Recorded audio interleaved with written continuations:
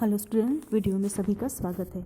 आज के वीडियो में हम देखेंगे हमारा जो प्रश्न अभ्यास है दुख का अधिकार इस पाठ का, उस प्रश्न अभ्यास में से जो लिखित प्रश्न है 25 से 30 शब्दों में उत्तर लिखिए। मौखिक प्रश्न हमारे हो गए थे। अब हम नेक्स्ट प्रश्न जो है निम्नलिखित प्रश्नों के उत्तर 25 से 30 शब्दों में लिखिए। इन प्रश्नों का हम वाचन करेंगे। तो निम्नलिखित प्रश्न मैं फिर से एक बार पढ़ रही हूँ। निम्नलिखित प्रश्नों के उत्तर 25 से 30 शब्दों में लिखिए, जिसमें पहला प्रश्न है मनुष्य के जीवन में पोशाक का क्या महत्व है। उत्तर देखिए, मनुष्य के जीवन में पोशाक का महत्व है। उसकी पोशाक ही समाज में उसका दर्जा तथा अधिकार तय करती है। पोशाक के कारण कभी उसके सब रास्ते खुल जाते हैं और कभी अड़चनें आ घिरती है। दूसरा प्रश्न देखिए, लेखक उस स्त्री के रोने का कारण क्यों नहीं जान पाया। लेखक की पोशाक रोने का कारण जान पाने के बीच अड़चन थी। वह फुटपाथ पर बैठकर उससे पूछ नहीं सकते थे, इससे उनके प्रतिष्ठा को ठेस पहुंचती। इस वजह से वह उस स्त्री के रोने का कारण नहीं जान पाए। तीसरा प्रश्न, भगवाना अपने परिवार का निर्वाह कैसे करता था। भगवाना शहर के पास 1.5 बीघा ज़मीन पर हरी तरकारियाँ तथा खरबूजे उगाया करता था। वह रोज़ ही उन्हें सब्जी मंडी या फुटपाथ पर बैठकर बेचा करता था। इस प्रकार वह कचियारी करके अपने परिवार का निर्वाह करता था। फोर्थ क्वेश्चन देखिए, लड़के की मृत्यु के दूसरे ही दिन बुढ़िया खरबूजे बेचने क्यों चल पड़ी। उत्तर, बुढ़िया बहुत गरीब थी। लड़के की मृत्यु पर घर में जो कुछ था सब कुछ खर्च हो गया। लड़के के छोटे छोटे बच्चे भूख से परेशान थे। बहू को तेज़ बुखार था। इलाज के लिए भी पैसे नहीं थे। इन्हीं सब कारणों से वह दूसरे ही दिन खरबूजे बेचने चल दी। नेक्स्ट क्वेश्चन, बुढ़िया के दुख को देखकर लेखक को अपने पड़ोस की संभ्रांत महिला की याद क्यों आई। उत्तर, लेखक ने बुढ़िया के पुत्र शोक को देखा। उसने अनुभव किया कि इस बेचारी के पास रोने धोने का भी समय और अधिकार नहीं है। तभी उसकी तुलना में उसे अपने पड़ोस की संभ्रांत महिला की याद आ गई। वह महिला पुत्र शोक में 2.5 महीने तक पलंग पर पड़ी रही थी। तो इस तरह से ये जो प्रश्न है जो 25 से 30 शब्दों में हमें लिखने हैं, ये हमारे यहाँ पे समाप्त होते हैं। उसके बाद जो नेक्स्ट क्वेश्चन है वो है कि 50 से 60 शब्दों में उत्तर लिखिए। अभी हमने 25 से 30 शब्दों में उत्तर लिखिए देखा था। अब नेक्स्ट क्वेश्चन है 50 से 60 शब्दों में उत्तर लिखिए। तो इसमें जो 5 क्वेश्चन दिए हुए हैं, पहला क्वेश्चन है बाजार के लोग खरबूजे बेचने वाली स्त्री के बारे में क्या क्या कह रहे थे, अपने शब्दों में लिखिए। उसका उत्तर यहाँ पे दिया हुआ है।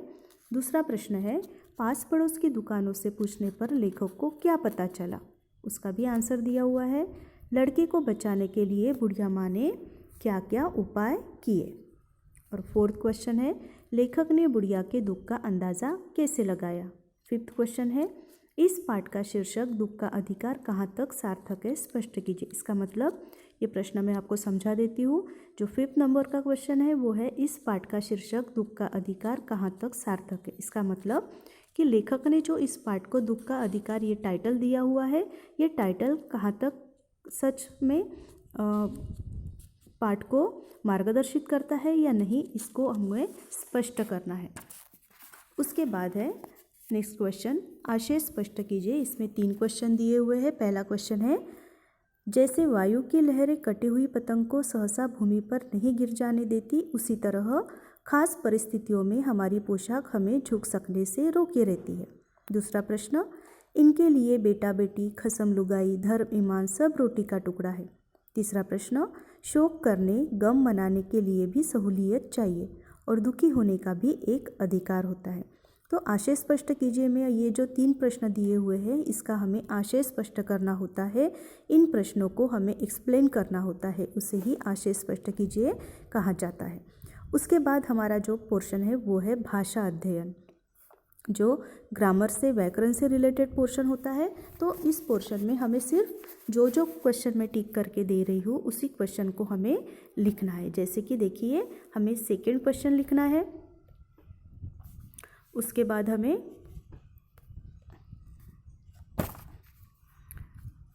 थर्ड क्वेश्चन लिखना है और हमें 5th क्वेश्चन लिखना है।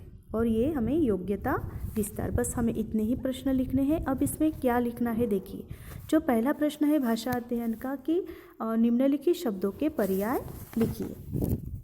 यहाँ पे फर्स्ट आएगा, लेकिन आपकी बुक में सेकंड नंबर पर आएगा। तो यहाँ पे पर्यायवाची शब्द हमें लिखना है, जैसे यहाँ पे पर्यायवाची शब्द दिए हुए हैं। उसके बाद है थर्ड क्वेश्चन, निम्नलिखित उदाहरण के अनुसार पाठ में आए शब्द युग्म को छांटकर लिखना है। जैसे उदाहरण आपको दिया हुआ है बेटा बेटी, तो यहाँ पे शब्द युग्म कुछ आए हुए हैं। ये शब्द युग्म मैं एक बार पढ़कर आपको दिखाती हूँ। जैसे फपक, फपक्कर, दुअन्नी, चवन्नी, ईमान, धर्म, आते जाते, छन्नी, ककना, पास पड़ोस, झाड़ना फूकना, पोता पोती, दान दक्षिणा, मुँह अंधेरे। तो ये शब्द युग्म है। उसके बाद जो है फोर्थ नंबर का क्वेश्चन, ये एज ए होमवर्क आपको दिया गया है। इसमें आपको वाक्य भी प्रयोग करना है। जो निम्नलिखित शब्द युग्मों और शब्द समूहों का अपने वाक्यों में प्रयोग कीजिए। पहला है छन्नी ककना।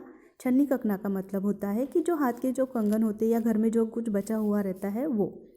उसके बाद है अढ़ाई मास। अढ़ाई मास यानी 2.5 महीने। पास पड़ोस के जो आजू बाजू जो लोग रहते हैं वो। तड़प तड़प कर यानी बहुत ज़्यादा दुखी होकर। लिपट लिपट कर यानी एक यहाँ पे दिया हुआ है कि लिपट लिपट कर, यानी उसको जो बुढ़िया का बेटा जो मर गया था, तो बुढ़िया और उसकी बहू और उसके पोता पोती भगवाना को लिपट लिपट कर रो रहे थे। तो इसी प्रकार आप एक कोई दूसरा वाक्य में प्रयोग यहाँ पे कर सकते हैं। उसके बाद हमें एक एक्टिविटी यहाँ पे करनी है जो योग्यता विस्तार में 3rd नंबर पर दी हुई है। तो एक्टिविटी क्या है, आपको एक कोलाज बनाना है। अब कोलाज किस चीज़ का बनाना है देखिए, कि हमें पता करना है कि कौन से सांप विषैले होते हैं।